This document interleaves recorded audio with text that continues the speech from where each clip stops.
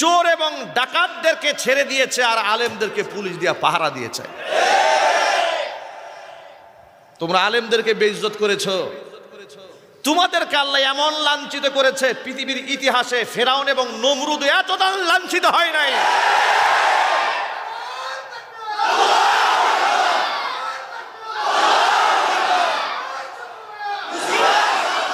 আমার মনে আছে যখন ভাস্কর্য তৈরি করা হচ্ছিল বাংলাদেশে, আপনাদেরকে একটা ইতিহাস শোনায়।